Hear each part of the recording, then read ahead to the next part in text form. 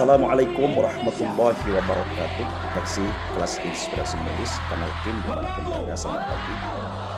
Kita ketahui bahwa hari ini Jumat tanggal 28 Oktober 2022 merupakan hari peringatan Sumpah Pemuda yang ke-94. Hal yang paling menginspirasi kita, terutama saya selaku founder di kelas inspirasi menulis ini, adalah tentang tokoh-tokoh yang terlibat di dalamnya. Ini sebagai pencerahan juga kepada penyaksi dimanapun berada, bahwa di sejarah kita hanya kenal teks seperti ini saja, tapi tidak kenal tokoh-tokohnya, siapa Muhammad Tabrani Suryo Wicitro itu, sebagaimana foto kusamnya ini. Dan juga mungkin sudah lupa seperti apa wajah Mr. Muhammad Yamin. Ini wajahnya. Jelas kan? Mari kita bedah agar sisi inspirasi yang membuat kita terinspirasi terhadap tayangan ini dan menggugah rasa persatuan kita selaku anak bangsa. Stay tune terus di kanal Kim. Hadirin penyaksi kelas inspirasi menulis dimanapun berada, suatu hal yang menginspirasi saya sebagai founder di kanal ini adalah beberapa hal yang menyebabkan berkumpulnya tokoh-tokoh bangsa di seantero Nusantara kala itu, Sumatera, Kalimantan, Sulawesi, bahkan Maluku dan Nusa Tenggara berkumpul di Batavia. Karena tahun 1928 masih belum ada nama Jakarta, masih ibu kota Hindia Belanda yaitu Batavia. Bagaimana tidak membuat kita terinspirasi? Bayangkan saja hadirin penyaksi, orang Ambon, Ternate dan Tidore, atau Yong Ambon, Yong Ternate, Yong Tidore, mereka datang ke Jakarta untuk menghadiri Kongres Pemuda dengan transportasi yang sangat susah, ya, jelas sekali, sangat susah. Adanya waktu itu adalah kereta api dan kapal laut, tidak ada pesawat. Namun karena tekadnya yang membaca, mereka hadir di kongres itu. Bagaimana? Bayangkan saja tahun 1928 mereka ke Jakarta dengan jarak ribuan kilometer. Juga Young Islam Born misalkan dari Aceh, dari Medan, dari Padang dan Sumatera Born.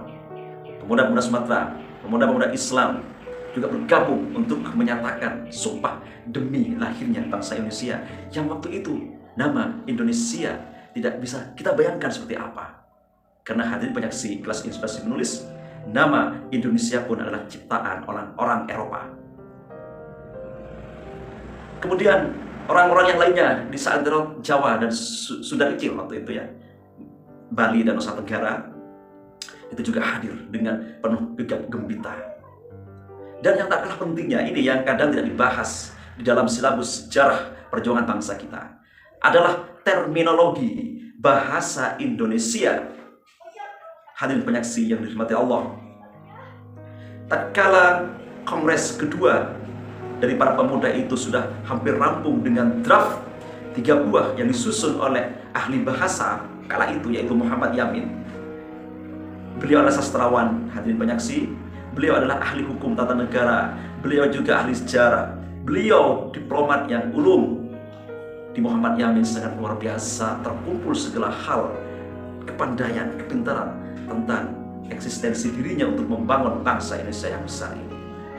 Kemudian disusunlah, dan setelah mau dibacakan, ternyata sumpah ketiga, yaitu tentang bahasa, masih tertulis, hadirin penyaksi yang berbahagia, yaitu bahasa Melayu.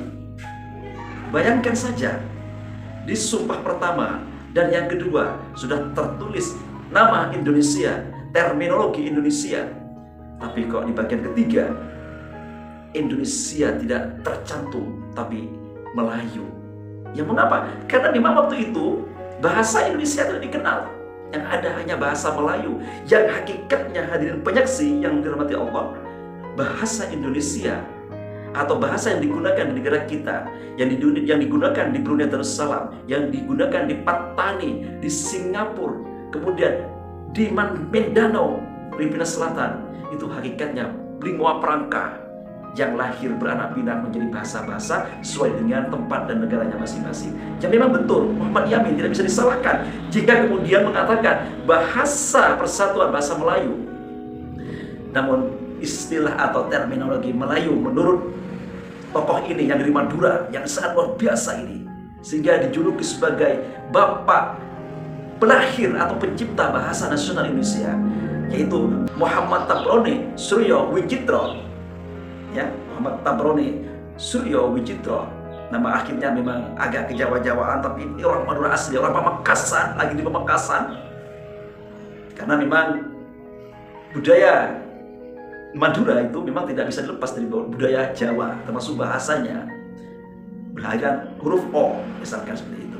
Ya hal biasa itu, tapi sukunya suku Madura. Apa yang diusulkan Muhammad Tabroni waktu itu?